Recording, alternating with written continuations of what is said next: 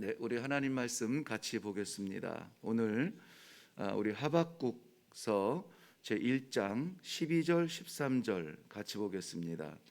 하박국서 제1장 12절 13절 말씀입니다. 네, 찾으셨으면 같이 한 목소리로 읽겠습니다. 시작. 선지자가 이르되 여호와 나의 하나님, 나의 거룩한 이시여, 주께서는 만세 전부터 계시지 아니하시니까 우리가 사망에 이르지 아니하리이다. 여호와여, 주께서 심판하기 위하여 그들을 두셨나이다. 반석이시여, 주께서 경계하기 위하여 그들을 세우셨나이다. 주께서는 눈이 정결하심으로 악을 참아 보지 못하시며 패역을 참아 보지 못하시거늘 어찌하여 거짓된 자들을 방관하시며 악인이 자기보다 의로운 사람을 삼키는데도 잠잠하시나이까. 아멘. 어찌하여 잠잠하십니까? 우리 가끔 이런 기도 아닌 하소연, 아니면 하소연 아닌 기도, 이런 거 할 때 있죠. 어찌하여 잠잠하십니까? 악한 사람들은 잘 되는 것 같은데 정말 충성을 다하여 주를 섬기려고 하는데 왜 이렇게 어려운 일이 많습니까? 왜 이렇게 믿음의 걸음을 막으십니까? 마치 하나님께서 우리의 삶을 거부하시는 듯 어려움에 처할 때가 있습니다. 이게 정말 내가, 물론 나도 잘 되면 좋지만 하나님께 기도하고 시작한 일인데 하나님께서 열어주시면 얼마나 좋습니까? 하나님도 아십니다. 내가 하나님께 영광 올릴 거 아십니다. 이것이 복되고 복음이 될 걸 아십니다. 그런데 왜 안 열어주시죠? 하박국서는 3장 석장으로 되어 있습니다. 이 말씀을 어제도 수없이는 아닙니다만 여러 번 반복해서 읽으면서 참 재밌는 모습을 보아요. 하박국 선지자는 하나님께 어찌하여 이러십니까? 계속해서 질문을 하고 여호와께서 그에 대하여서 모범 답안처럼 응답하시고, 이 2번씩 반복이 되거든요. 기도하듯 하소연하고 하나님이 응답하시고, 기도하듯 하소연하고 하나님께서 응답하시고.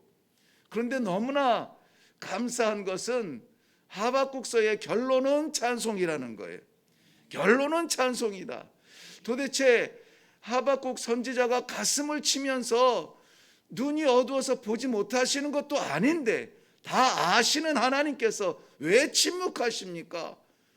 이런 하소연 같은 기도를 하는 안타까운 그 마음을 보시면서 하나님이 대답해 주시는 것이 썩 그렇게 위로가 되지는 않아요. 그런데도 결론은 찬송이라는 겁니다. 이것은 하박국서는 물론 모든 성경이 그렇지만 특별히 하박국 선지자의 그러한 애타는 마음이 이 시대에 이 믿음 지키기 어려운 성도들의 어쩌면 하소연 같은 기도에 많이 담겨져 있지 않은가. 저도 그런 기도할 때가 있습니다. 여러 번 있습니다. 답답하여서 그렇게 하나님 앞에 하소연합니다. 그런데 말씀을 통하여서 하나님께서 주시는 것은 변함이 없습니다.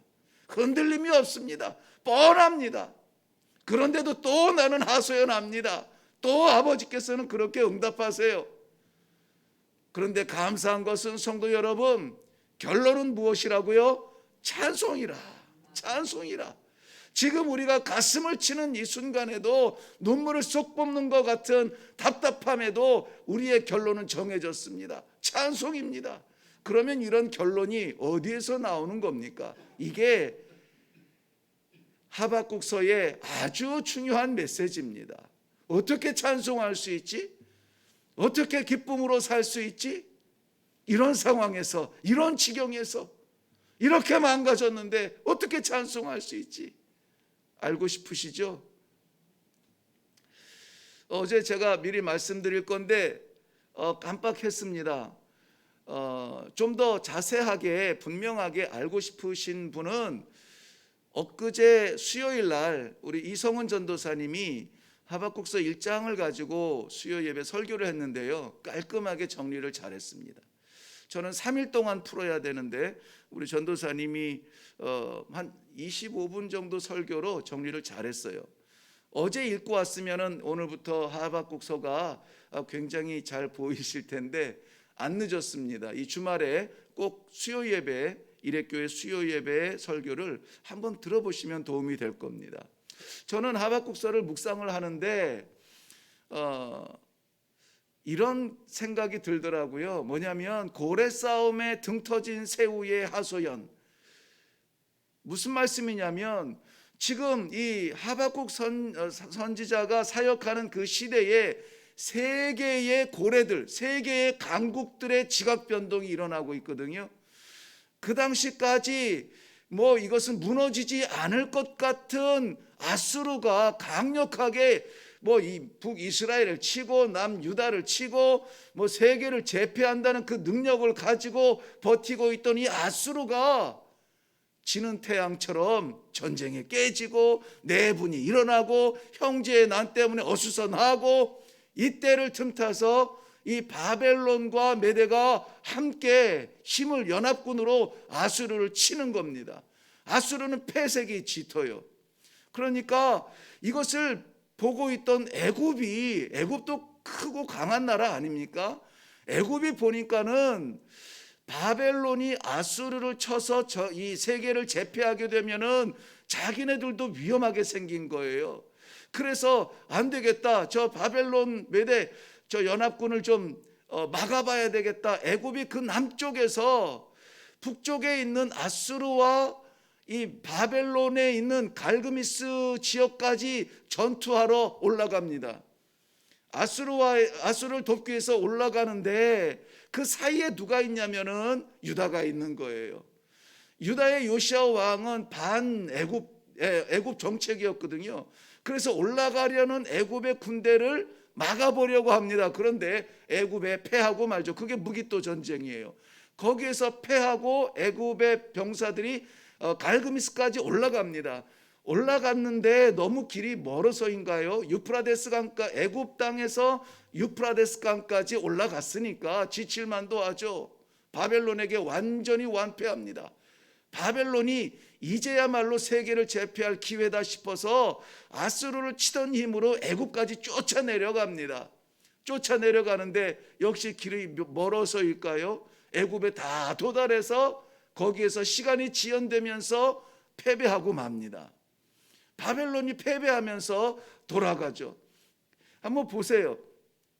그 중간에 유다가 있어요.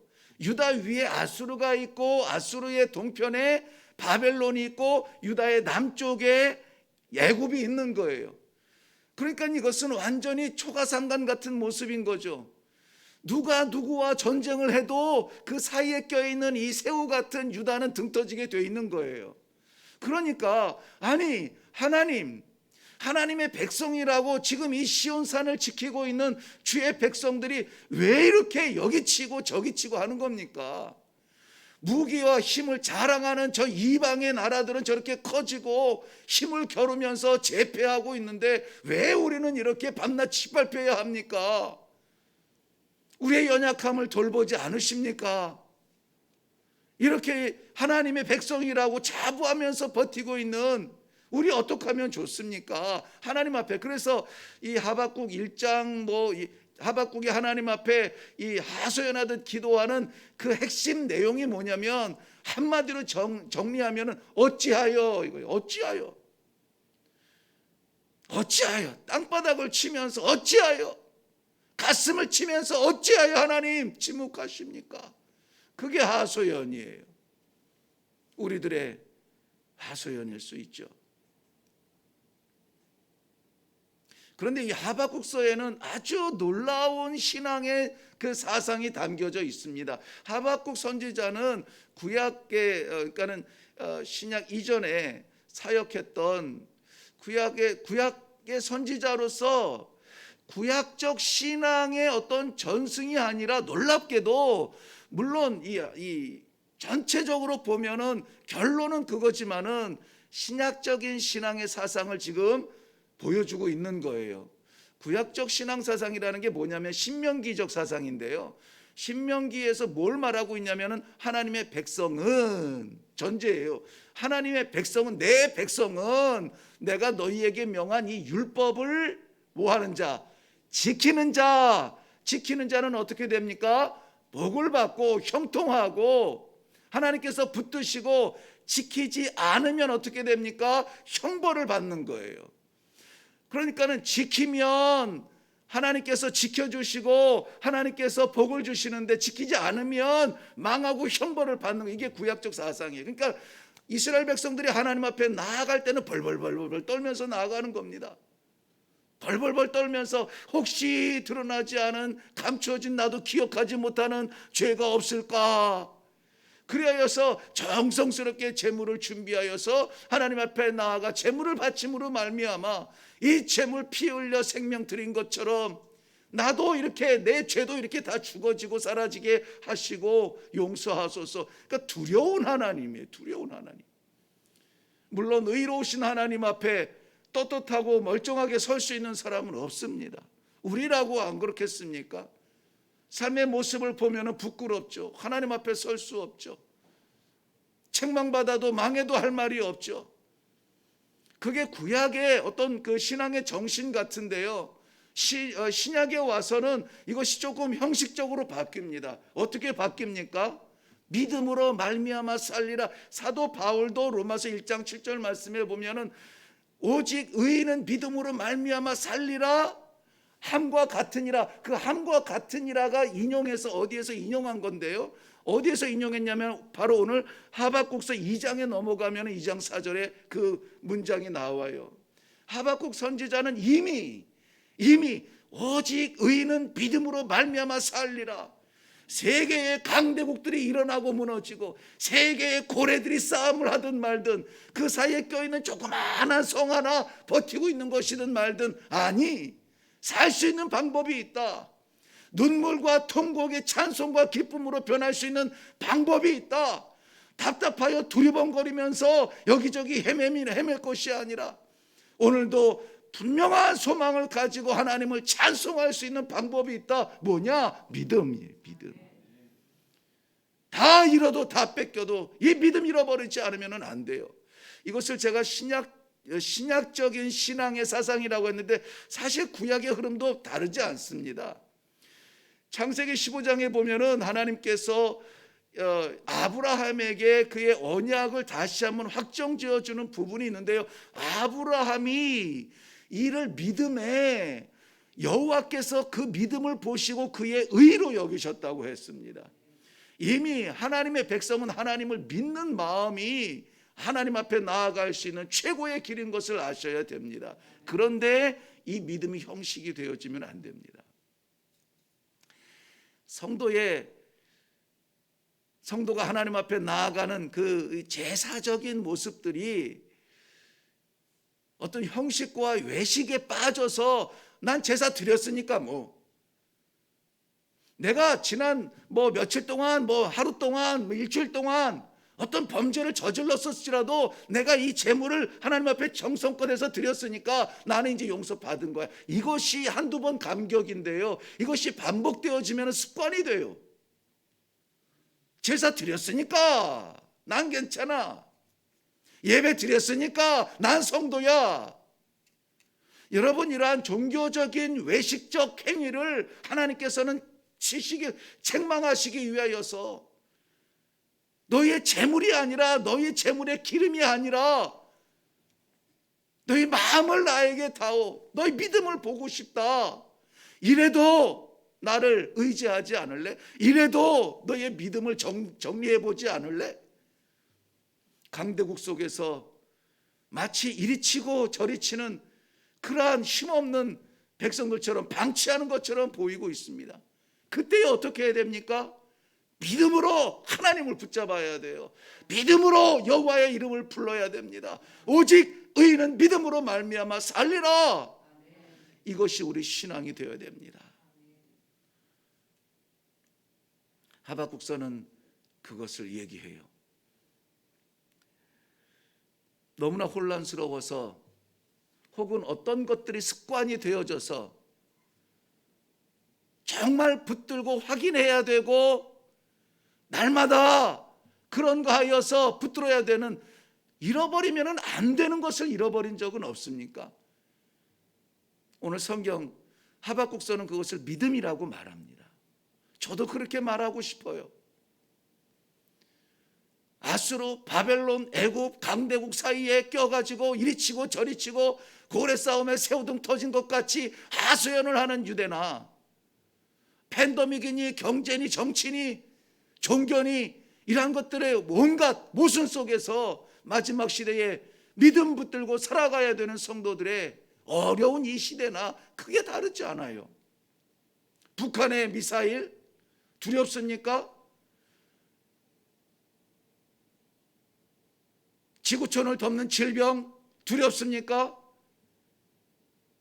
하나님 앞에 내가 어떻게 서야 될지가, 무엇을 가지고 서야 될지 두렵지 않으신가요? 두렵지 않으신가요?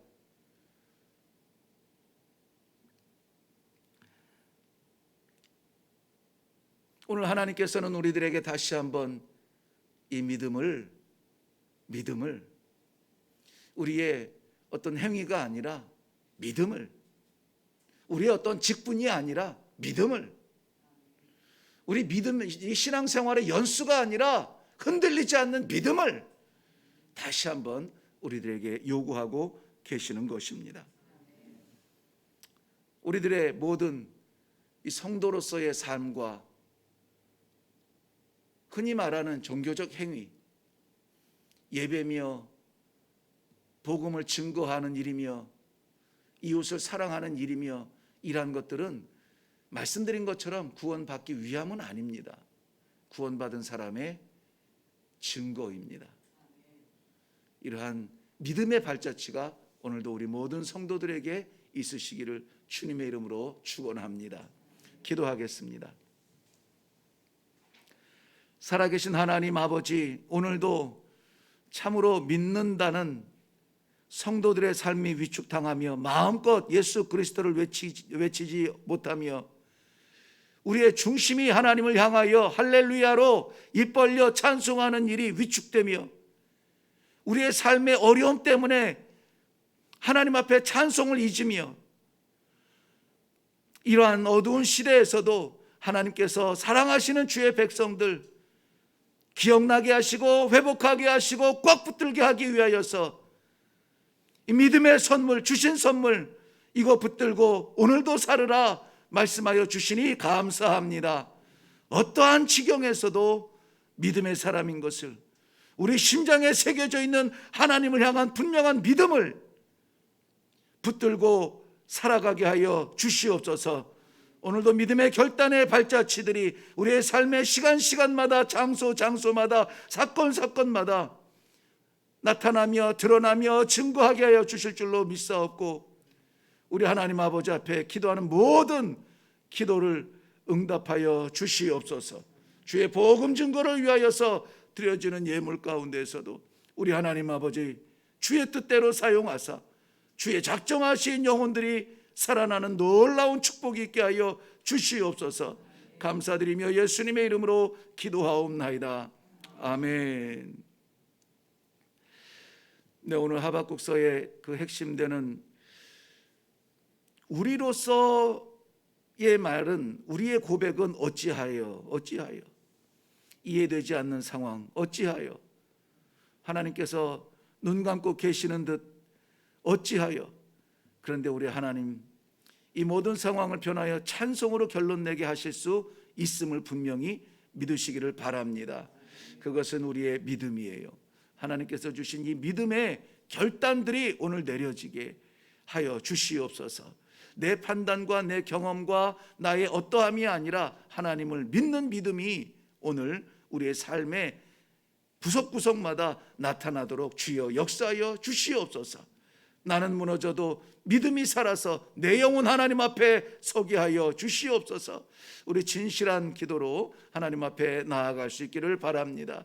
여전히 어려운 교회들의 예배와 성도들의 습관적인 예배가 안타깝거든 이것을 위하여서 기도하시고, 우크라이나의 전쟁을 위하여서도 우리가 빨리 종식되어 그 땅의 평화가, 그 땅의 복음이, 그 땅의 십자가가 세워질 수 있도록 역사하여 주시옵소서.